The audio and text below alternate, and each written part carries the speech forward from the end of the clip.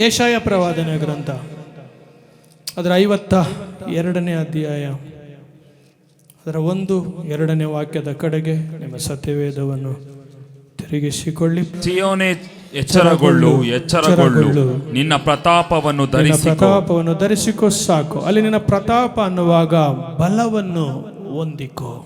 ಅದರ ಸರಿಯಾದ ಅರ್ಥ ಬಲವನ್ನು ಹೊಂದಿಕೋ. ಹಲ್ಲೆಲೂಯಾ. ಬಲದ ಕುರಿತು ಅನೇಕ ಬೋಧನೆಗಳು, ಅನೇಕ ವರ್ಷಗಳಿಂದ ಬಲದ ಕುರಿತು, ಆತ್ಮನ ಶಕ್ತಿಯ ಕುರಿತು ಕಳೆದ ವರ್ಷವೆಲ್ಲ ನಾನು ಮಾತನಾಡಿದೆ. ಅಭಿಷಕ್ತರು ಎಂಥವರಾಗಿರುತ್ತಾರೆ, ಅಭಿಷೇಕ ಎಂತೆಂಥ ಕಾರ್ಯಗಳನ್ನು ಮಾಡುತ್ತೆ, ಯಾರು ಅಭಿಷಕ್ತರು ಅನ್ನೋ ಅನೇಕ ಆಲೋಚನೆಗಳು ಸಭೆಗೆ ನಾನು ಬೋಧಿಸಿ ಬಂದಿದ್ದೇನೆ. ಮತ್ತೆ ಪರಿಶುದ್ಧಾತ್ಮನು ಸಭೆಗೆ ಹೇಳುತ್ತಾ ಇದ್ದಾನೆ, ಬಲವನ್ನು ಹೊಂದಿಕೋ.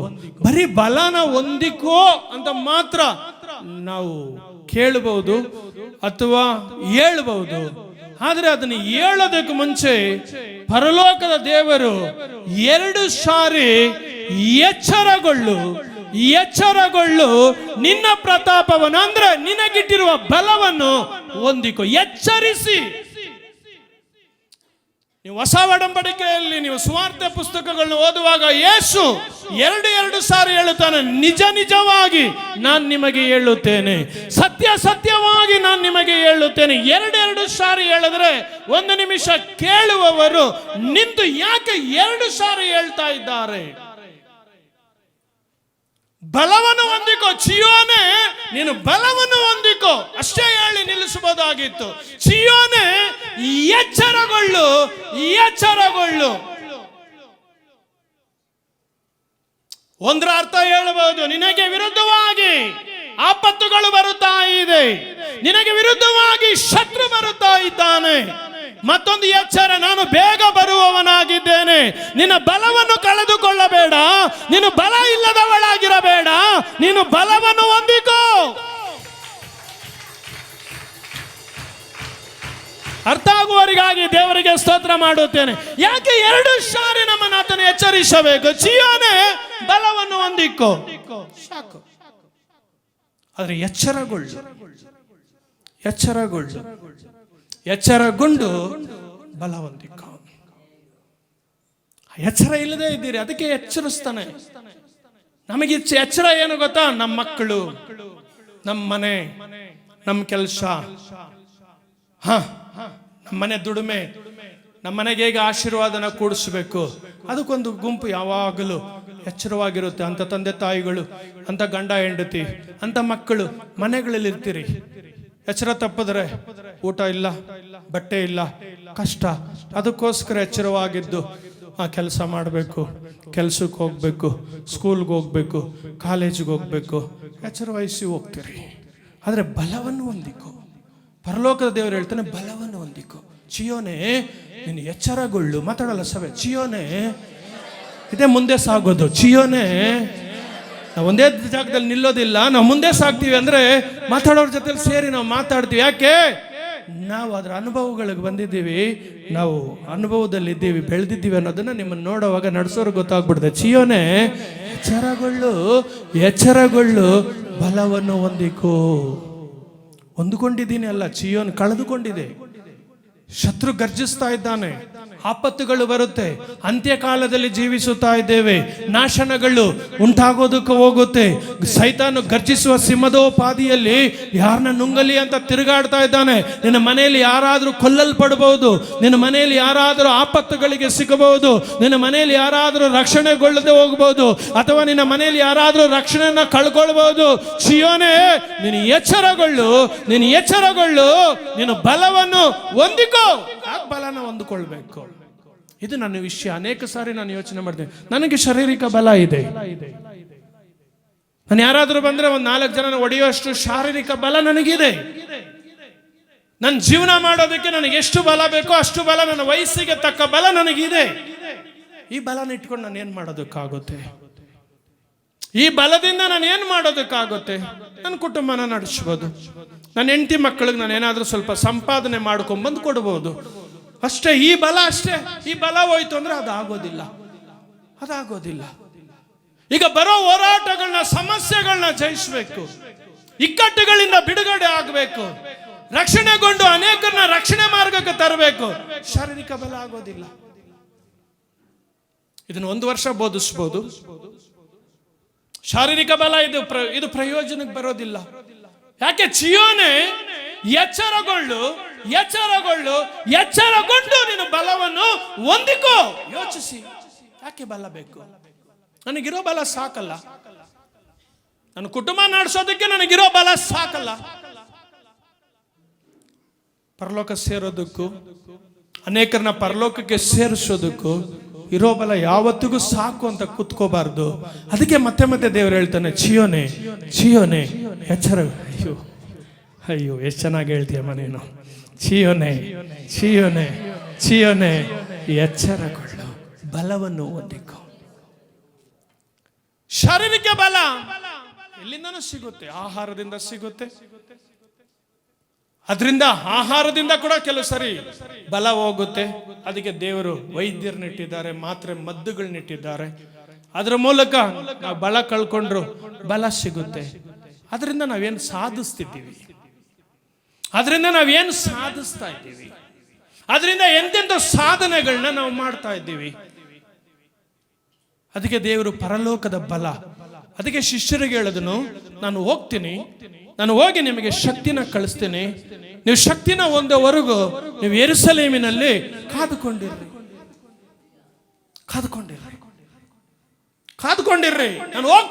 ನಾನು ಹೋಗಿ ನಿಮಗೆ ಶಕ್ತಿನ ಕಳಿಸ್ತೀನಿ. ಇಲ್ಲಿವರೆಗೂ ಶಿಷ್ಯರು ಯೇಸು ಜೊತೆಯಲ್ಲಿ ಇದ್ರು, ಏನು ಸಾಧಿಸಲಿಲ್ಲ, ಓಡೋಗ್ಬಿಟ್ರು. ಯೇಸು ಜೊತೆಯಲ್ಲಿ 3.5 ವರ್ಷ ಇದ್ದ ಶಿಷ್ಯರು ಶೋಧನೆಗಳು ಬಂದಾಗ, ಹೋರಾಟಗಳು ಬಂದಾಗ, ಪ್ರಾಣ ಭಯ ಬಂದಾಗ ಓಡ್ಬಿಟ್ರು. ಯೇಸು ಒಬ್ಬನೇ ನಿಂತುಕೊಂಡು, ಒಂಟಿಯಾಗಿ ನಿಂತುಕೊಂಡು, ನಾನೇ ಯೇಸು, ನೀವು ಹುಡುಕೋತಾರ ಯೇಸು ನಾನೇ. ಯೇಸು ಓಡ್ಲಿಲ್ಲ. ಯಾಕೆ? ಬಲಗೊಂಡಿದ್ದನು. 33 ವರ್ಷ ತನ್ನನ್ನು ಬಲಪಡಿಸ್ಕೊಂಡಿದ್ದನು. ನಾನು ಬಂದಿದ್ದಕ್ಕೊಂದು ಉದ್ದೇಶ ಇದೆ.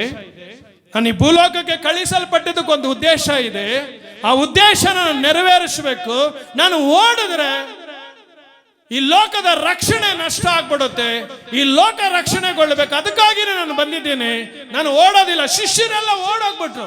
ಯೇಸು ನೋಡ್ತಾ ಇದ್ದಾನೆ. ಯೇಸು ಅವ್ರು ಓಡೋಗೋದಕ್ಕೆ ಮುಂಚೆನೆ ಗೊತ್ತು, ಒಂದ್ ದಿವಸ ಬರ್ತಾನೆ, ನೀವೆಲ್ಲ ಓಡೋಗ್ತೀರಿ. ಮನುಷ್ಯ ಕುಮಾರನ ಬಿಟ್ಟು ನೀವೆಲ್ಲರೂ ಓಡೋಗ್ತೀರಿ. ನಾನು ಹೋಗಲ್ಲ ಅಂದ ಪೇತ್ರ. ಯಾರು ಬೇಕಾದ್ರೂ ಹೋಗ್ಲಿ, ನಾನು ಹೋಗಲ್ಲ ಅಂದ. ಯೇಸು ಹೇಳಿದ್ನ, ನಿನ್ನ 3 ಸರಿ ಕೋಳಿಗೆ ಹೋಗೋದಕ್ಕೆ 3 ಸಾರಿ ನಿನ್ನ ಅಲ್ಲೆಗಳಿತೀಯ, ಶಪ್ಪಿಸ್ತೀಯ, ನಡೆದು ಬಿಡ್ತ. ಯಾಕೆ ಓಡೋದ್ರು? ಬಲ ಇಲ್ಲ. ಅದಕ್ಕೆ ಯೇಸು ಗೊತ್ತು, ನಾನು ಹೋಗ್ಬಿಟ್ಟು ನಿಮಗೇನ್ ಮಾಡ್ತೀನಿ? ಶಕ್ತಿನ ಕಳಿಸ್ತೀನಿ. ಆ ಶಕ್ತಿನ ಹೊಂದೋದಕ್ಕೆ ನೀವು ಯೆರೂಸಲೇಮಿನಲ್ಲಿ ಕಾದುಕೊಂಡಿರ್ರಿ ಅಂದ್ರೆ ಏನು?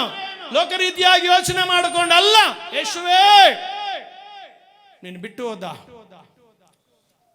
ನೀನ್ ಹೇಗೆ ಜೀವಿಸುದು, ನೀನ್ ಹೇಗೆ ಸೇವೆ ಮಾಡುದು, ಅದನ್ನ ನಾವು ಮಾಡ್ಬೇಕಪ್ಪ. ಅದಕ್ಕೆ ನಮ್ಮ ಬಲ ಆಗೋದಿಲ್ಲ. ನೀನು ಶಕ್ತಿನ ಕಳಿಸ್ತೀನಿ ಅಂತ ಹೇಳಿದ್ಯಾ? ಶಕ್ತಿ ಬೇಕು. ಯೆರೂಸಲೇಮಿನಲ್ಲಿ ಮೇಲಂತಸ್ತಿನಲ್ಲಿ ಅವ್ರು ತಿನ್ಕೊಂಡು ಕುಡ್ಕೊಂಡು ಇದ್ದಿರಲ್ಲ. ಅವರು ರೋಜು ಮಸ್ತಿ ಮಾಡಿಕೊಂಡು ಅಯ್ಯೋ ಮನೆ, ಅಯ್ಯೋ ಹೆಂಡತಿ, ಅಯ್ಯೋ ಮಕ್ಕಳು ಅನ್ಕೊಂಡಿರಲ್ಲ. ಎಲ್ಲ ಬಿಟ್ಟು ಒಂದು ಮನಸ್ಸಾಗಿ 120 ಜನ. ಯೇಸು ಹೇಳಿದ್ದಾನೆ, ಒಂದು ಶಕ್ತಿ ನಮ್ಮ ಮೇಲೆ ಬರುತ್ತೆ. ನಾವು ಲೋಕದ ಕಟ್ಟ ಕಡೆಯವರೆಗೂ ಹೋಗಬೇಕು. ಅದಕ್ಕೆ ನನ್ನ ಬಲದಿಂದ ಹೋಗೋದಕ್ಕೆ ಆಗೋದಿಲ್ಲ. ಅದಕ್ಕೆ ದೇವರ ಶಕ್ತಿ ಬೇಕು.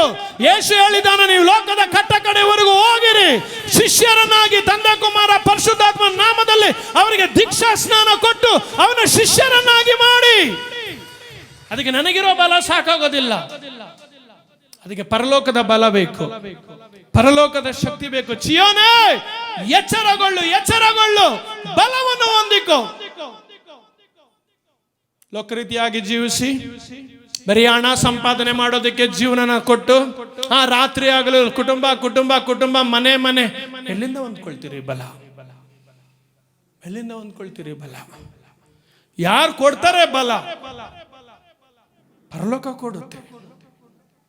ಪರಲೋಕದಿಂದನೇ ನಾವು ಹೊಂದ್ಕೊಬೇಕು. ಅದಕ್ಕೆ ನಾನು ಏನು ಮಾಡಬೇಕು? ಸಿದ್ಧ ಮಾಡ್ಕೊ, ಎಚ್ಚೆತ್ಕೋ. ನಾನು ಕರೆಯಲ್ಪಟ್ಟವನು, ನಾನು ಕರೆಯಲ್ಪಟ್ಟವಳು, ನಾನು ಆರಿಸಿಕೊಳ್ಳಲ್ಪಟ್ಟವನು, ನಾನು ಆರಿಸಿಕೊಳ್ಳಲ್ಪಟ್ಟವಳು. ನಾನು ಸುಮ್ಮನೆ ಸಭೆಗೆ ಬಂದವಳಲ್ಲ, ನಾನು ಸುಮ್ಮನೆ ಬಂದವನಲ್ಲ. ದೇವರು ನನ್ನನ್ನು ಕರೆದಿದ್ದಾನೆ. ನಾನಿನ್ನು ಸಾಧಾರಣವಾದ ಜೀವನ ಮಾಡಬಾರದು, ಹಳೆ ಜೀವನ ನಾನು ಮಾಡಬಾರದು, ಯಾರಿಗೂ ಉಪಯೋಗ ಇಲ್ಲದೆ ಇರುವ ಜೀವನ ನಾವು ಮಾಡಬಾರದು. ಅದಕ್ಕೊಂದು ಬಲ ಇದೆ, ಅದಕ್ಕೊಂದು ಶಕ್ತಿ ಇದೆ. ನನ್ನನ್ನು ಸಿದ್ಧ ಮಾಡಿಕೊಂಡು ಎಚ್ಚರವಾಗಿದ್ದು ರಾತ್ರಿ ಆಗಲು ದೇವರ ಸನ್ನಿಧಾನದಲ್ಲಿ ಕೂತು ಎಲ್ಲದಕ್ಕೂ ಎಚ್ಚರ. ಬೆಳಗ್ಗೆ ಫಸ್ಟ್ ಬಸ್ಗೆ ಹೋಗ್ಬೇಕು, ನಿದ್ದೆ ಮಾಡ್ಕೊಂಡಿರೋದಿಲ್ಲ. ಬೆಳಗ್ಗೆ 5 ಗಂಟೆಗೆ ಫಸ್ಟ್ ಬಸ್ ಹೋಗಿ, ವ್ಯಾಪಾರ ಮಾಡೋರು ಹೋಗಿ ಸಂತೆಗೆ ಹೋಗಿ ಅಲ್ಲಿಂದ ಸಾಮಗ್ರಿಗಳನ್ನ ತಂದು ಮಾರಿದ್ರೇನೆ ಹಣ ಬರೋದು. ಅಂತವ್ರನ್ನ ನೀವು ಹೋಗಿ ನೋಡಿ, 5 ಗಂಟೆ ಮೇಲೆ ಅವರು ಮಲಗೋದಿಲ್ಲ, ಎಚ್ಚರವಾಗಿರ್ತಾರೆ. ಓಕೆ, ಒಳ್ಳೇದು. ಸ್ಕೂಲ್ಗೆ ಹೋಗೋ ಹುಡುಗರನ್ನ ನೋಡಿ, 9 ಗಂಟೆಗೆ ಸ್ಕೂಲ್, 9 ಗಂಟೆವರೆಗೂ ಅವ್ರು ನಿದ್ದೆ ಮಾಡೋದಿಲ್ಲ. ಯಾವಾಗ ಮುಂಜಾನೆ, ಯಾವಾಗ 8 ಗಂಟೆ ಆಗುತ್ತೆ, ಯಾವಾಗ 7 ಗಂಟೆ ಆಗುತ್ತೆ, ಅಮ್ಮ ಎಬ್ಬಿಸು, ಅಪ್ಪ ಎಬ್ಬಿಸು, ಅದು ಇವರೇ ಎದ್ದೇಳ್ತಾರೆ. ಯಾಕೆ? ಹೋಗ್ಲಿಲ್ಲ ಅಂದ್ರೆ ಅಟೆಂಡೆನ್ಸ್ ಹೋಗುತ್ತೆ. ಅಟೆಂಡೆನ್ಸ್ ಹೋದ್ರೆ ಎಕ್ಸಾಮ್ ಅಲ್ಲಿ ಕೂರಿಸೋದಿಲ್ಲ. ಎಕ್ಸಾಮ್ ಅಲ್ಲಿ ಕೂರಲಿಲ್ಲ ಅಂತಂದ್ರೆ ನಾನು ಫೇಲ್ ಆಗ್ಬಿಡ್ತೀನಿ. ಎಚ್ಚರವಾಗಿರೋ ಮಕ್ಕಳು ಪಾಸ್ ಆಗ್ತಾರ. ಎಚ್ಚರವಾಗಿರೋ ಮಕ್ಕಳು ಮುಂದಿನ ಕ್ಲಾಸ್ಗೆ ಹೋಗ್ತಾರ. ಹಾಗೆ ಕೆಲಸಕ್ಕೆ ಹೋಗೋರು, ಕೆಲಸಕ್ಕೆ ಹೋಗ್ಲಿಲ್ಲ ಅಂದ್ರೆ ಕಂಪನಿಯಿಂದ ನನ್ನ ತೆಗೆದಾಕ್ಬಿಡ್ತಾರೆ. ಆ ಕಂಪನಿಯಲ್ಲಿ ಮತ್ತೆ ನನ್ನ ಸೇರಿಸ್ಕೊಳ್ಳೋದಿಲ್ಲ. ನಾನು ಸಮಯಕ್ಕೆ ಸರಿಯಾಗಿ ಹೋಗ್ಬೇಕು. ಎಚ್ಚರವಾಗಿರ್ತಾರೆ. ಒಳ್ಳೇದು, ಒಳ್ಳೇದು. ದೇವ್ರು ನಿಮ್ಮನ್ನು ಏನಕ್ಕೆ ಆರಿಸ್ಕೊಂಡಿದ್ದಾನೆ? ಕರ್ತನು ನಿಮ್ಮನ್ನು ಏನಕ್ಕೆ ಕರೆದಿದ್ದಾನೆ? ಸಭೆಯಲ್ಲಿ ಕರ್ತನು ನಿಮ್ಮನ್ನು ಏನಕ್ಕೆ ಕೂರಿಸಿದ್ದಾನೆ? ಯೋಚಿಸು, ಎಚ್ಚರಗೊಳ್ಳು, ಎಚ್ಚರಗೊಳ್ಳು. ಸಭೆಯೇ ಬಲವನ್ನು ಹೊಂದಿಕೊ. ಯೇಸು ಬೇಗ ಬರುತ್ತಾನೆ. ಆತನ ಮುಂದೆ ನೀನು ನಾನು ನಿಲ್ಲಬೇಕು. ಆತನ ಮುಂದೆ ನೀನು ನಾನು ನಿಲ್ಲಬೇಕು. ನಿಲ್ಲದ ತಪ್ಪಿಸ್ಕೊಳ್ಳೋದಕ್ಕಾಗೋದಿಲ್ಲ. ಇವತ್ತು ತಪ್ಪಿಸ್ಕೊಳ್ಬಹುದು. ಆದಾಮನ ದೇವರು ತಂಗಾಳಿಯಲ್ಲಿ ಹುಡುಕಿಕೊಂಡು ಬರ್ತಾನೆ. ಆದಾಮನೇ, ಆದಾಮನೇ, ನೀನು ಎಲ್ಲಿದ್ದೀಯಾ? ದೇವರ ಮುಂದೆ ನಿಲ್ಲಬೇಕಾಗಿರೋ ಆದಾಮನು ದೇವರನ್ನ ಬಿಟ್ಟು ಹೋಗಿ ದೂರ ಒಂದು ಮರದ ಮರೆಯಲ್ಲಿ ನಿಂತುಕೊಂಡು, ಕರ್ತನೇ, ನಾನು ಮರದ ಮರೆಯಲ್ಲಿದ್ದೇನೆ, ಯಾಕೆ ನೀನು ಅಲ್ಲಿ ನಿಂತಿದ್ದೀಯಾ? ಪಾಪ, ಪಾಪ, ಸ್ವಾರ್ಥ ಜೀವನ. ಏದೆನ್ ತೋಟದಲ್ಲಿ ಆದಾಮನ್ ತಪ್ಪಿಸ್ಕೊಂಡ. ಮರಣಕ್ಕೆ ನಂತರ ಯಾರು ನ್ಯಾಯಾಧಿಪತಿ ಮುಂದೆ ನಿಲ್ಲುವುದಕ್ಕೆ ತಪ್ಪಿಸಿಕೊಳ್ಳೋದಕ್ಕಾಗೋದೇ ಇಲ್ಲ. ಅದಕ್ಕೆ ಎಚ್ಚರಗಳು, ಎಚ್ಚೆತ್ತುಕೋ. ಅದ್ರ ಜೊತೆಯಲ್ಲಿ ಬಲ ಹೊಂದಿಕೊಂಡು ಯಾವ ಸೇವೆಗೆ ನಿನ್ನನ್ನು ಕರೆದಿದ್ದಾನೋ ಆ ಸೇವೆ ಮಾಡು. ಅದಕ್ಕೆ ಬಲ ಬೇಕು. ಅದಕ್ಕೆ ಯೇಸು ಬಂದು ತಿನ್ಕೊಂಡು, ಊಟ ಮಾಡೋರ ಮನೇಲಿ ಹೋಗಿ ಊಟಗಳು ಮಾಡಿಕೊಂಡು, ಪಾರ್ಟಿ ಮಾಡೋರ ಜೊತೆಲಿ ಹೋಗಿ ಪಾರ್ಟಿ ಮಾಡಿಕೊಂಡು, ಆಡಂಬರ ಜೀವನ ಮಾಡೋರ ಜೊತೆಲಿ ಹೋಗಿ ಆಡಂಬರ ಮಾಡಿಕೊಂಡು ಯೇಸು ಇರಲಿಲ್ಲ. ಆತನ ಸಮಯ ಬಂದಾಗ 40 ದಿವಸ ಅಡವಿಯಲ್ಲಿ ಹೋಗಿ ತನ್ನನ್ನು ಬಲಪಡಿಸಿಕೊಂಡು 40 ದಿವಸ ಸೈತಾನನಿಂದ ಶೋಧಿಸಲ್ಪಡುವುದಕ್ಕಾಗಿ. ಮತ್ತಾಯನ ಬರೆದ ಸುವಾರ್ತೆ 4ನೇ ಅಧ್ಯಾಯ 1-2 ವಾಕ್ಯದಿಂದ ಓದುವಾಗ, ಯೇಸು 40 ದಿವಸ ಅಡವಿಗೆ ಹೋಗಿ ತನ್ನನ್ನು ಬಲಪಡಿಸಿಕೊಂಡು ನೇರವಾಗಿ ಬರ್ತಾ ಇದ್ದಾನೆ. ಸೈತಾನನು ಬರ್ತಾ ಇದ್ದಾನೆ. ಸೈತಾನ ಸುಲಭವಾಗಿ ಅನೇಕರನ್ನ ಯಾಕಮ್ಮ ಬಿಡುಗಡೆ ಆಗಲಿಲ್ಲ? ಯಾಕಮ್ಮ ಇಷ್ಟು ವರ್ಷ ಆಗಿದೆ ಸಭೆಗೆ ಬಂದು ಬಿಡುಗಡೆ ಆಗಲಿಲ್ಲ? ಅದಕ್ಕೆ ಅವ್ರು ಕೊಡೋ ಕಾರಣಗಳು ಬೇರೆ ಬೇರೆ ಏನೇನೋ ಆಗಿರುತ್ತೆ. ನೀನು ಅವನ್ನ ಜಯಿಸೋದಕ್ಕೆ, ನೀನು ಅವನ್ನ ಓಡಿಸೋದಕ್ಕೆ, ನೀನು ಹೊಂದಬೇಕಾಗಿರೋ ಬಲನ ನೀನು ಹೊಂದ್ಕೊಳ್ಳೋವರೆಗೂ ಅವನು ನಿನ್ನ ಬಿಟ್ಟು ಹೋಗೋದಿಲ್ಲ. ಅವನು ನಿನ್ನ ನಾಶ ಮಾಡಿನೇ ಹೋಗೋದು. ಚಿಯೋನೆ, ಎಚ್ಚರಗೊಳ್ಳು, ಎಚ್ಚರಗೊಳ್ಳು, ಬಲವನ್ನು ಹೊಂದಿಕೋ. ಅದಕ್ಕೆ ಏನ್ ಮಾಡ್ಬೇಕಪ್ಪ? ಹೋಗಿ ದೇವ್ರ ಸನ್ನಿಧಾನದಲ್ಲಿ ಬಲ ಹೊಂದ್ಕೊಳ್ಳೋದಕ್ಕೆ ನಾನು ಏನು ಮಾಡ್ಬೇಕು? ಸತ್ಯವೇದ ಓದು, ಕೇಳಿರೋ ಸಂದೇಶಗಳನ್ನೆಲ್ಲ ರಿಪೀಟ್ ಮಾಡಿ ಕೇಳು. ಸಭೆಯಲ್ಲಿ ದೇವರೇನೆಲ್ಲ ಬೋಧಿಸಿದ್ದಾನೆ. ನೀನು ಪ್ರಥಮವಾಗಿ ಬಂದಾಗ, ನೀನು ಹೊಸದಾಗಿ ಮೊದಲು ಬಂದಾಗ ಏನೆಲ್ಲ ದೇವರು ಸೇವಕರ ಮೂಲಕ ಬೋಧಿಸಿದ್ದಾನೆ. ಜ್ಞಾಪಕಕ್ಕೆ ತಂದುಕೋ, ಯೋಚಿಸು. ಎಲ್ಲಿ ತಪ್ಪಾಗ್ತಾ ಇದೆ, ಎಲ್ಲಿ ನಾನು ಬಲನ ನಷ್ಟ ಮಾಡ್ಕೊಳ್ತಾ ಇದ್ದೀನಿ, ಎಲ್ಲಿ ನಾನು ಬಲನ ಹೊಂದದೇ ಇದ್ದೀನಿ. ಸೇವಕರು ತಲೆ ಮೇಲೆ ಕೈ ಇಟ್ಟಾಗ ಮಾತ್ರ ಆಡಿ ಹಂಗೆ ಬಿದ್ದು ಎದ್ದು ಹೋಗೋದಲ್ಲ. ನೀನು ಪ್ರಾರ್ಥನೆ ಕೋಣೆಗೆ ಹೋಗುವಾಗಲೇ ಕರ್ತನ ಸಾನ್ನಿಧ್ಯ ನಿನ್ನ ತುಂಬಿಸ್ಬೇಕು. ನೀನು ಉಪವಾಸದಲ್ಲಿ ಕುಳಿತು ಪ್ರಾರ್ಥನೆ ಮಾಡುವಾಗ ಗೊತ್ತಾಗಬೇಕು, ನಾನು ಬಲಗೊಂಡಿದ್ದಕ್ಕಿಂತ ನಾನು ತಿನ್ನದೆ ಬಲವಾಗಿದ್ದೇನೆ, ನನ್ನ ಆತ್ಮ ಪ್ರಾಣ ಶರೀರ ಬಲವಾಗಿದೆ ಗೊತ್ತಾಗಬೇಕು. ಶಾರೀರಿಕ ಬಲ ಬೇರೆ, ಆತ್ಮನ ಬಲ ಬೇರೆ. ಶಾರೀರಿಕ ಬಲ ಬೇರೆ, ಆತ್ಮನ ಬಲ ಬೇರೆ. ಸತ್ಯವೇದದಲ್ಲಿ ಅಂತ ಅನೇಕರನ್ನ ನೀವು ನೋಡುವುದು, ಪರಿಶುದ್ಧಾತ್ಮನು ಅವರ ಮೇಲೆ ಬಂದಾಗ ಅವರು ಯುದ್ಧಗಳನ್ನು ಜಯಿಸಿದರು. ಪರಿಶುದ್ಧಾತ್ಮನು ಅವರ ಮೇಲೆ ಬಂದಾಗ ಸಿಂಹವನ್ನು ಹಾಗೆ ಸೀಳಿ ಬಿಸಾಡ್ತಾ ಇದ್ರು.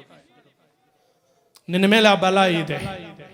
ಶತ್ರುನ ಜಯಿಸಿದ್ಯಾ ನೋಡು, ಸೈತಾನ ಶಕ್ತಿಗಳನ್ನ ಜಯಿಸಿದ್ಯಾ ನೋಡು, ಪಾತಾಳದ ಶಕ್ತಿಗಳನ್ನ ಜಯಿಸಿದ್ಯಾ ನೋಡು, ಪಾಪದ ಆತ್ಮಗಳನ್ನ ಜಯಿಸಿದ್ಯಾ ನೋಡು, ಮಾಟ ಮಂತ್ರದ ಆತ್ಮಗಳು ನಿನ್ನ ಮನೆಯನ್ನ ಬಿಟ್ಟು ಹೋಗಿದೆಯಾ ನೋಡು. ಇಲ್ಲ ಅಂದ್ರೆ ಕೂರು ದೇವರ ಸನ್ನಿಧಾನದಲ್ಲಿ. ಬಲ ಬೇಕಯ್ಯ, ಬಲ ಕೊಡಯ್ಯ. ಆರಾಧನೆಯಲ್ಲಿ ನಿಂತ್ಕೊಳ್ಳೋದಕ್ಕೆ 1 ಗಂಟೆ ಕಾಲಿಗೆ ಬಲ ಇಲ್ಲ. 80 ವಯಸ್ಸು ಅಜ್ಜಿ 1.5 ಗಂಟೆ ನಿಲ್ಲುತ್ತೆ ಶಾರೀರಿಕವಾಗಿ. ಎಲ್ಲಿದೆ ಆತ್ಮಿಕ ಬಲ? ಯೋಚಿಸು, ಎಚ್ಚರಗೊಳ್ಳು. ಒಂದು ಹೊಸ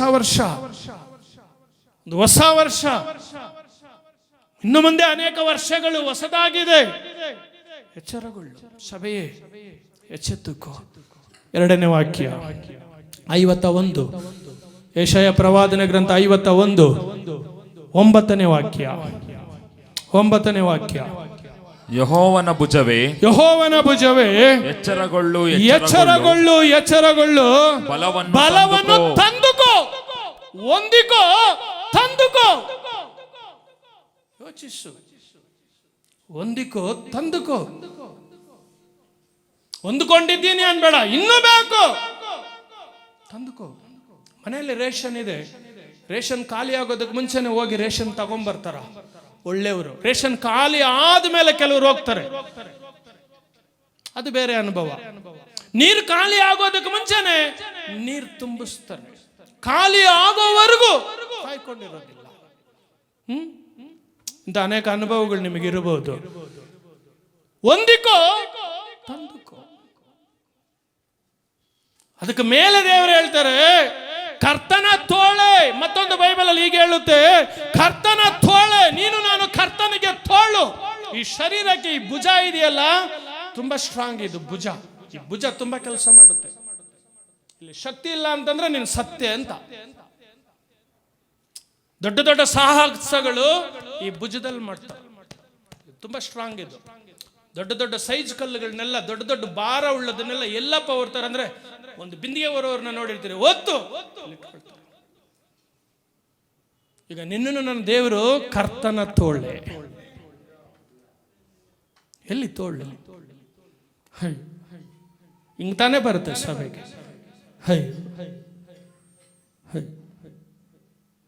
ನೋಡಿದಾಗಲೇ ಇರೋವರೆಗೂ ಬ್ಯಾಟ್ರಿ ಡೌನ್ ಆಗ್ಬಿಡುತ್ತೆ.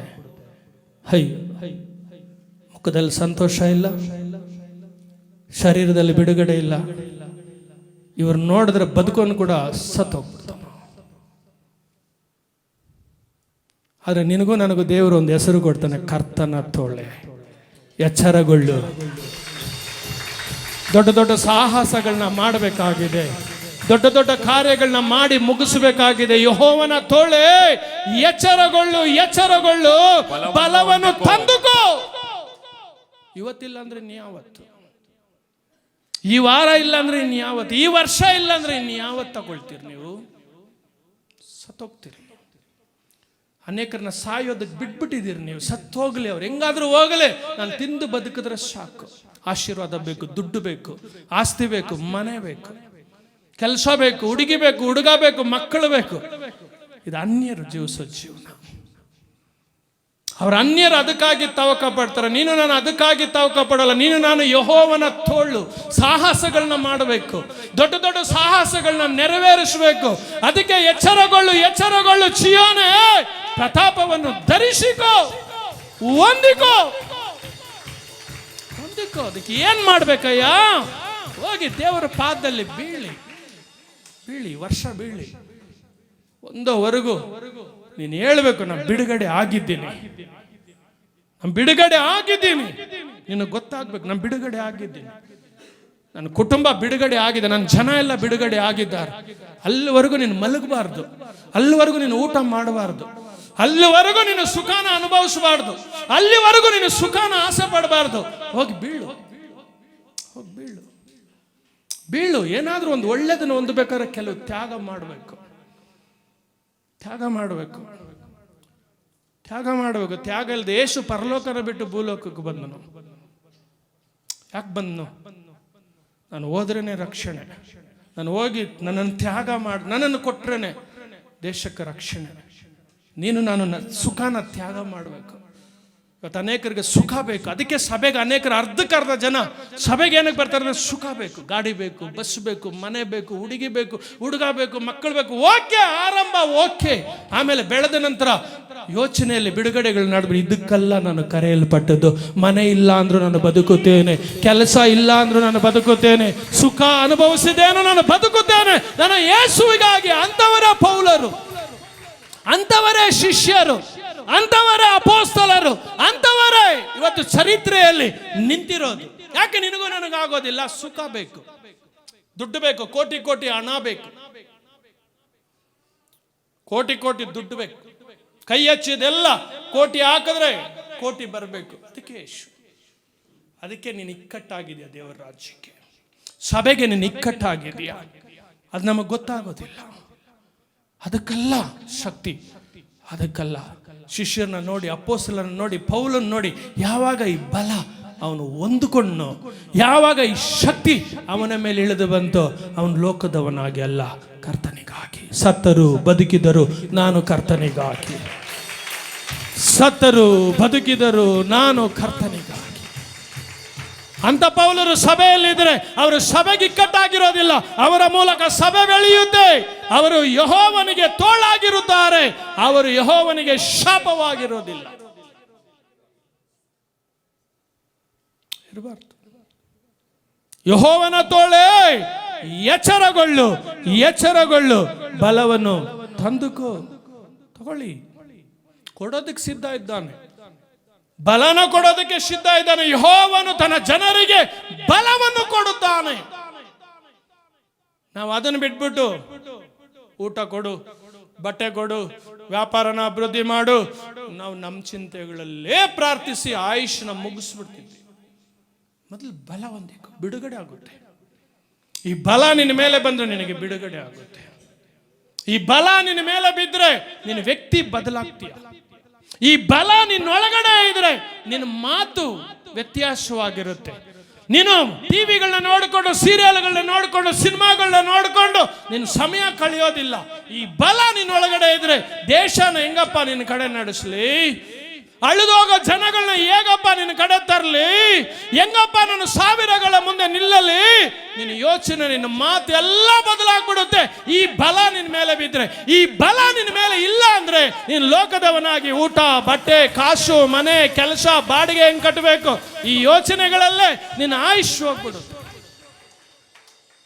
ಅನೇಕರ ಆಯುಷ್ ಹಿಂಗೆ ಹೋಗ್ತಿದೆ. ಅದೇ ನಮ್ಮ ಕಷ್ಟ. ಅದೇ ದೇವರು ಹೇಳ್ತಾನೆ, ಯೆಹೋವನ ತೋಳೆ ಎಚ್ಚರಗೊಳ್ಳು, ಎಚ್ಚರಗೊಳ್ಳು, ಬಲವನ್ನು ತಂದುಕೋ. ತಗೊಳ್ರಿ, ತಗೊಳ್ರಿ, ಸಾಹಸಗಳನ್ನ ಮಾಡ್ರಿ. ಇರೋದು ಒಂದೇ ಜೀವನ ರೀ. ಇವತ್ತೆದ್ದು ನಾಳೆ ಸತ್ತು ಹೋಗ್ತೀವ್ರಿ. ಸತ್ತೋದ ಮೇಲೆ ಕೂಡ 4 ತಲೆಮಾರು ನಮ್ಮ ಕುರಿತು ಮಾತಾಡ್ಲಿರಿ, ನಮ್ಮ ಸಾಕ್ಷಿ ಕೇಳುವಾಗಲೇ ಜನ ರಕ್ಷಣೆಗೊಳ್ಳಿರಿ, ನಮ್ಮ ಜಾತಿ ಜನಗಳ ರಕ್ಷಣೆಗೆ ಬರ್ಲಿರಿ. ಸತ್ತೋದ ಮೇಲೂ ಬದುಕಿರ್ಬೇಕ್ರಿ. ಅದಕ್ಕೆ ಯೇಸು, ಅದಕ್ಕೆ ಯೇಸು ಏನೋ ಸ್ವಲ್ಪ ಹಣ ಮಾಡಿ ಒಂದು ಮನೆ ಕಟ್ಟಿ, ಏನೋ ಒಂದು 4 ಕೆಲಸ ಮಾಡಿ, ಒಂದು 4 ಕಂಪನಿ, ಇದರಲ್ಲಿ ಏನ್ರಿ ಇದೆ?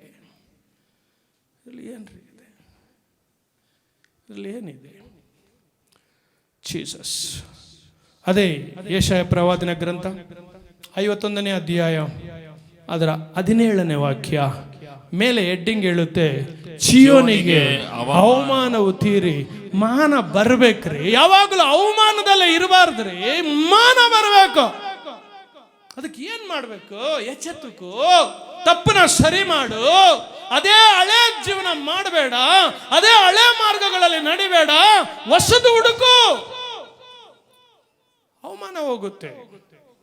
ಮಾಡಿದ ತಪ್ಪೇ ಮಾಡಿಕೊಂಡು ಅದೇ ಹಳೆ ಜೀವನನೇ ಮಾಡಿಕೊಂಡಿದ್ರೆ ಇನ್ನೂ ಅವಮಾನನೇ ಬರೋದು. ಶಿವನಿಗೆ ಯಾವಾಗಲೂ ಅವಮಾನ ಅಲ್ಲ, ಬರುತ್ತೆ, ಅದಕ್ಕೊಂದು ಕಾಲ ಇರುತ್ತೆ, ಅದು ಹೋಗಿ ಮಾನ ಬರಬೇಕು. ಅದಕ್ಕೇನು ಹೇಳ್ತಾನೆ ಗೊತ್ತಾ? ಯೆಹೋವನು ತನ್ನ ರೋಷವನ್ನು ತುಂಬಿಕೊಟ್ಟ ಪಾತ್ರೆಯಿಂದ ಕುಡಿದು ಯೆರೂಸಲೇಮೇ ಎಚ್ಚೆತ್ತುಕೋ, ಎಚ್ಚೆತ್ತುಕೋ, ಎದ್ದು ನಿಲ್ಲು, ನಿಲ್ಲು. ಎಲ್ಲಿ ಬಿದ್ದಿದೀಯಾ ನೋಡು, ಎಲ್ಲಿ ಕೂತಿದೀಯಾ ನೋಡು, ಎದ್ದು ನಿಲ್ಲು. ಎದ್ದು ನಿಲ್ಲೋದಕ್ಕೂ ಬಲ ಬೇಕು, ಎದ್ದು ನಿಲ್ಲೋದಕ್ಕೂ ಶಕ್ತಿ ಬೇಕು. ಶಕ್ತಿ ಇಲ್ದವ್ರನ್ನ ಎದ್ದು ನಿಲ್ಲಿಸಿದ್ರು ಕೂಡ ಬಿದ್ದೋಗ್ತಾರೆ. ಅದಕ್ಕೆ ಸಭೆಯಲ್ಲಿ ಅನೇಕರು ಬಿದ್ದೋಗಿದ್ದಾರೆ. ಎದ್ದು ನಿಲ್ಲು. ಯಾಕಯ್ಯ ನಿಲ್ಲಬೇಕು? ನಾನು ಕೂತೇ ಇರ್ತೀನಿ, ನಾನು ಮಲ್ಕೊಂಡೇ ಇರ್ತೀನಿ. ಎದ್ದು ನಿಲ್ಲು. ಎದ್ದು ನಿಲ್ಲೋದಕ್ಕೂ ಬಲ ಬೇಕು. ನಾನು ಶಾರೀರಿಕ ಬಲದ ಬಗ್ಗೆ ಮಾತಾಡ್ತಿಲ್ಲ, ಆತ್ಮಿಕ ಬಲ. ಗೋಲಿಯಾತನ ಮುಂದೆ ಹೋಗಿ ನಿಲ್ಲೋದಕ್ಕೆ ಬಲ ಬೇಕು. ದಾವೀದನು ಹೋಗಿ ಕೇಳಿ ನೋಡಿ, ನನಗೆ ಬಲ ಇತ್ತು, ಯೆಹೋವನ ಅಭಿಷೇಕ ನನ್ನ ಮೇಲಿತ್ತು. ಎಲ್ಲರೂ ಬಿದ್ದೋಗಿದ್ರು, ಅರಸನು ಬಿದ್ದೋಗಿದ್ದಾನೆ, ಭಯ. ಆದ್ರೆ ಒಂದು ದಾವೀದನು ಹೋಗಿ ಗೋಲಿಯಾತನ ಮುಂದೆ ನಿಲ್ಲುತ್ತಾ ಇದ್ದಾನೆ. ಅದೇ ಆತ್ಮನ ಬಲ. ಶತ್ರುಗೆ ಭಯ ಪಡೋದಿಲ್ಲ. ಆತ್ಮನ ಬಲ ಒಬ್ಬನ ಮೇಲೆ ಇದ್ರೆ ಮಾಟ ಮಂತ್ರಗಳಿಗೆ ಭಯ ಪಡೋದಿಲ್ಲ, ರೋಗಗಳಿಗೆ ಭಯ ಪಡೋದಿಲ್ಲ. ಅವರು ತಿರುಗಿ ಎದ್ದು ನಿಂತು, ಏ ಶೈತಾನನೇ, ನನ್ನನ್ನು ನನ್ನ ಮನೆಯನ್ನು ಬಿಟ್ಟು ಹೋಗು, ಎದ್ದು ನಿಲ್ಲುತ್ತಾರೆ. ಅಂತ ಅಭಿಷಕ್ತರುಗಳು ದೇಶಗಳಲ್ಲಿದ್ರೆ ದೇಶಗಳಿಗೆ ಆಶೀರ್ವಾದ. ಅಂತ ಅಭಿಷಕ್ತರುಗಳು ಮನೆಗಳಲ್ಲಿದ್ರೆ ಮನೆಗಳಿಗೆ ಬಿಡುಗಡೆ, ಆ ಮನೆಗಳಲ್ಲಿ ರಕ್ಷಣೆಗಳು. ಅಂತ ಅಭಿಷಕ್ತರುಗಳು ಸಭೆಯಲ್ಲಿದ್ರೆ ಸಭೆ ಇಕ್ಕಟ್ಟುಗಳು ವಿಶಾಲವಾಗಿ ಮಾರ್ಪಡುತ್ತೆ. 24 ನನಗೆ ಬಿಡುಗಡೆ, 24 ನನಗೆ ಆಶೀರ್ವಾದ, 25 ಸತ್ತವನು, ಸತ್ತವಳ್ಳು, ಸತ್ತ ಅನುಭವ. ವಯಸ್ಸೋಗ್ತಾ ಇದೆ, ಅದೇ ಅನುಭವ. ಯಾಕೆ? ಎದ್ದು ನಿಲ್ಲೋದಕ್ಕೆ ಬಲ ಇಲ್ಲ, ಆತನ ಸೇವೆ ಮಾಡೋದಕ್ಕೆ ಜೀವ ಇಲ್ಲ. ನನಗೆ ಬಿಡುಗಡೆ, ನನಗೆ ಆಶೀರ್ವಾದ.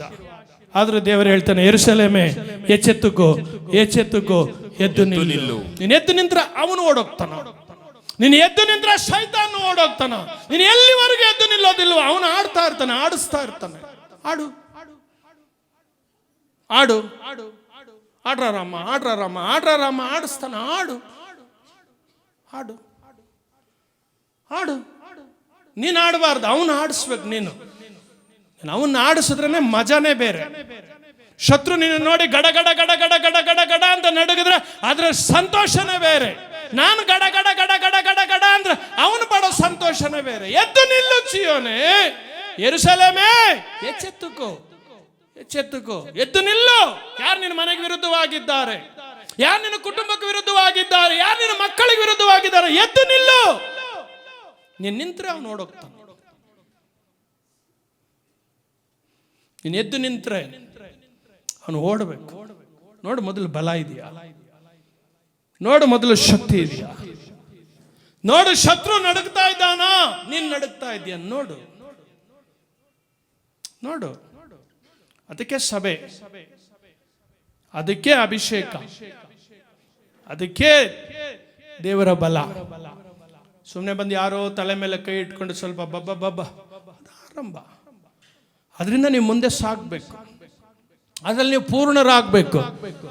ಆ ಅನುಭವಕ್ಕೆ ಸಭೆ ಬಂದ್ಬಿಟ್ರೆ ದೇಶಗಳು ಬೇಗ ಬೇಗ ರಕ್ಷಣೆಗೊಳ್ಳುತ್ತೆ, ಗ್ರಾಮಗಳಲ್ಲಿ ಬೇಗ ಬೇಗ ರಕ್ಷಣೆಗಳುಂಟಾಗುತ್ತೆ, ಜಾತಿ ಜನಗಳು ಬೇಗ ಬೇಗ ರಕ್ಷಣೆಗೆ ಬಂದ್ಬಿಡುತ್ತಾರೆ, ಕುಟುಂಬಗಳು ಇನ್ನೂ ಸೈತಾನ ಸೆರೆಯಲ್ಲಿರೋದಿಲ್ಲ. ನೀನು ಎದ್ದು ನಿಲ್ಲುತ್ತಾ ಇಲ್ಲ, ನೀನು ನಿಲ್ಲಿಸೋದಕ್ಕೆ ಅವನು ಬಿಡ್ತಾ ಇಲ್ಲ. ಅದಕ್ಕೆ ಅನೇಕರು ನಿಲ್ಲೋದಕ್ಕಾಗೋದಿಲ್ಲ, ಸಭೆಯಲ್ಲಿ ನಿಲ್ಲೋದಿಲ್ಲ ಅನೇಕರು, ಬಿಡಲ್ಲ ಅವನು. ನೀನು ಎದ್ದು ನಿಂತ್ರೆ ಗೊತ್ತು ಅವನಿಗೆ ಆಪತ್ತು, ನೀನು ಎದ್ದು ನಿಂತ್ರೆ ಅವನು ಓಡಬೇಕಾಗುತ್ತೆ. ಅದಕ್ಕೆ ಸುಮ್ಮನೆ ಬಂದಿದ್ಬಿಡು ಅಷ್ಟೇ.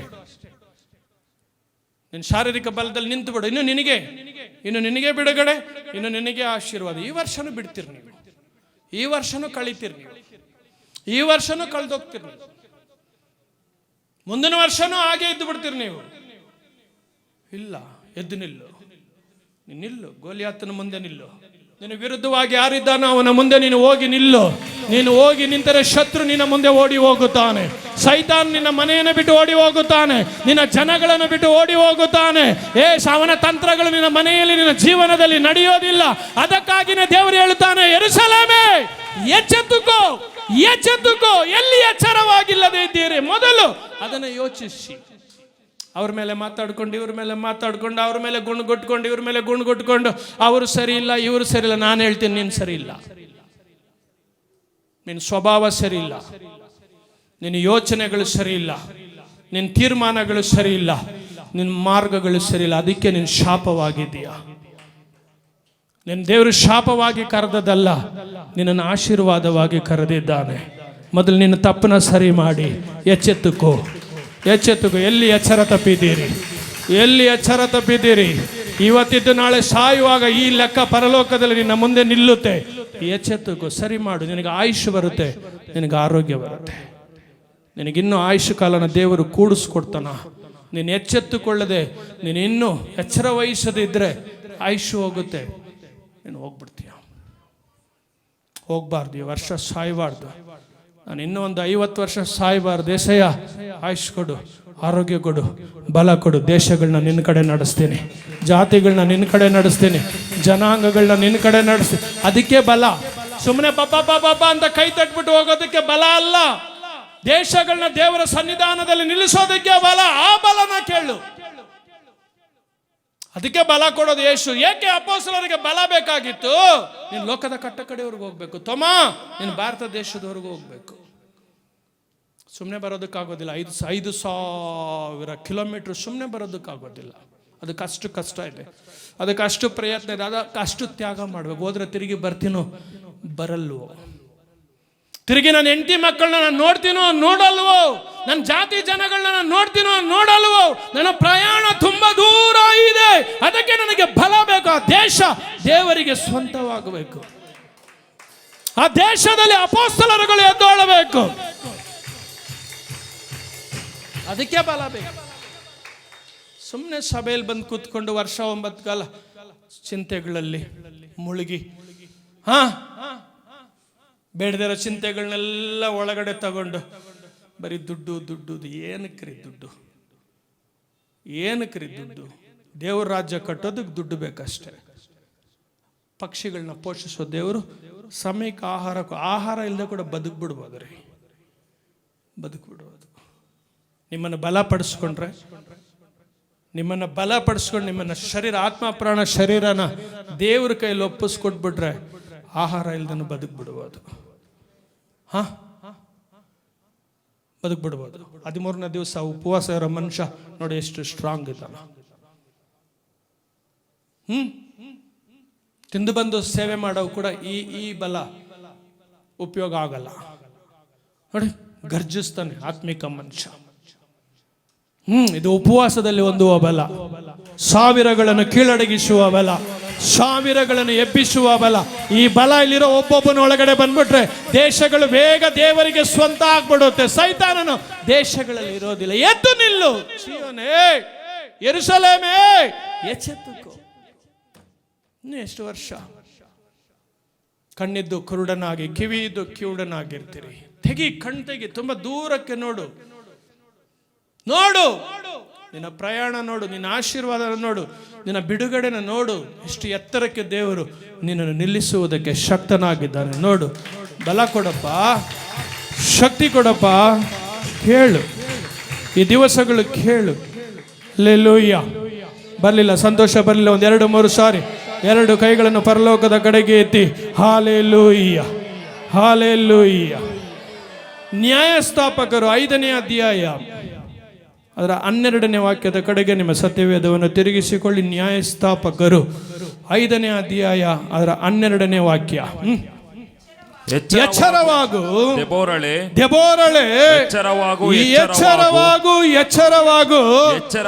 ಎಚ್ಚರವಾಗಿ ಗಾನ ಮಾಡು. ಈ ವಾಕ್ಯ ಇನ್ನೂ ಸ್ವಲ್ಪ ವಿಶೇಷವಾಗಿದೆ. ಎಚ್ಚರವಾಗು, ನಿಮ್ಮ ಹೆಸರಿನಲ್ಲಿ ಹಾಕೊಳ್ಳಿ.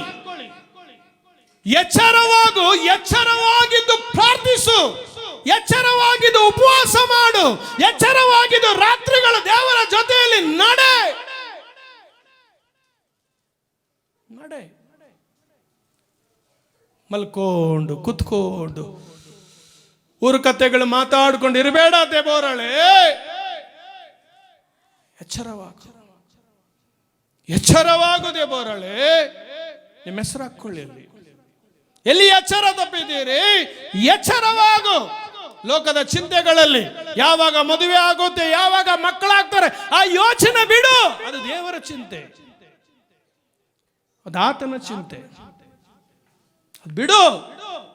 ನೀನು ಮೊದಲು ಎಚ್ಚರವಾಗಿ. ಯಾಕೆ ಎಚ್ಚರಗೊಳಿಸ್ತಾ ಇದ್ದಾನೆ? ಯಾಕೆ ನಾನು ಎಚ್ಚರವಾಗಿರಬೇಕು? ಏಸು ಬೇಗ ಬರ್ತಾರೆ.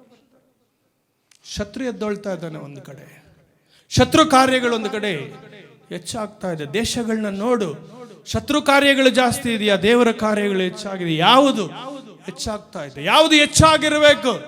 ದೇವ ಮಕ್ಕಳು ಎಚ್ಚರ ತಪ್ಪಿರೋದ್ರಿಂದಾನೆ ಅವನು ಹೆಚ್ಚುತ್ತಾ ಇದ್ದಾನೆ. ದೇವ ಮಕ್ಕಳು ಎಚ್ಚರಗೊಳ್ಳುವುದಾದರೆ ಅವನ ಕೀಳು. ನಮಗೆ ಬರೀ ಆಶೀರ್ವಾದ, ನಮಗೆ ಬರೀ ಆಶೀರ್ವಾದ, ನಮಗೆ ಬರೀ ಆಶೀರ್ವಾದ. ನಾನು ಸಭೆಯಲ್ಲಿ ನೋಡಿದೆಲ್ಲ ಬರೀ ಆಶೀರ್ವಾದನೇ. ಆಶೀರ್ವಾದ 10 ಲಕ್ಷ ಯಾರು ತಂದು ಸಭೆಗೆ ಇಲ್ಲಿವರೆಗೂ ಕೊಟ್ಟಿಲ್ಲ. ಆಶೀರ್ವಾದ ಇಲ್ಲ. ಓಕೆ, ನೀವು ಆಶೀರ್ವಾದ ಹೊಂದ್ಕೊಳ್ಳಿ. ಓದಿ ವಾಕ್ಯನ. ಎಚ್ಚರವಾಗು, ಎಚ್ಚರವಾಗು, ಎಚ್ಚರವಾಗು, ಎಚ್ಚರವಾಗು, ಎಚ್ಚರವಾಗು, ಎಚ್ಚರವಾಗಿ ಗಾನ ಮಾಡು. ಎಚ್ಚರವಾಗಿ ಅಲ್ಲಿ ಹಾಕೊಳ್ಳಿ, ಗಾನ ಮಾಡು ಅಂತ ಇದೆ. ಸಂತೋಷ ಪಡು. ನಾನು ಅದಕ್ಕೆ ಅನೇಕ ಪಟ್ಟಿನೇ ಕೊಡ್ತೀನಿ. ಪ್ರಾರ್ಥನೆ ಮಾಡು, ಉಪವಾಸ ಮಾಡು, ದೇವರ ಸನ್ನಿಧಾನದಲ್ಲಿ ಗಂಟೆಗಳು ಬೀಳು. ಎಚ್ಚರವಾಗು, ಎಚ್ಚರವಾಗು ದೆಬೋರಳೆ. ದೇವರ ಸನ್ನಿಧಿಯನ್ನು ಹುಡುಕು. ಸೈತಾನನು ಗರ್ಜಿಸುವ ಸಿಂಹದೋಪಾದಿಯಲ್ಲಿ ಬರುತ್ತಾ ಇದ್ದಾನೆ. ಅವನ ತಂತ್ರಗಳನ್ನ ನಾಶ ಮಾಡು. ಅವನ ದೇಶದಿಂದ ಓಡಿಸು. ಅವನ ನಿನ್ನ ಮನೆಯಿಂದ ಓಡಿಸು. ಓಡಿಸು. ಎಚ್ಚರವಾಗು, ಎಚ್ಚರವಾಗು. ಓದಿ. ಬಾರಾಕನೇ 7. ಬಾರಾಕನೇ 7. ಅಬೀನೋವಾಬನ ಮಗನೇ, ನೀನು ಸೆರೆ ಹಿಡಿದವರನ್ನು ಸಾಗಿಸಿಕೊಂಡು ಹೋಗೋದು. ಮತ್ತೊಂದು ಸತ್ಯವೇದದಲ್ಲಿ ನಿಮಗೆ ವಿವರವಾಗಿದೆ. ಬಾರಾಕನೇ 7. ಅಭಿನೋವಮನ ಮಗನೇ, ನಿನ್ನನ್ನು ಸೆರೆ ಹಿಡಿದವರನ್ನು ಸೆರೆಯನ್ನು ನಡೆಸು.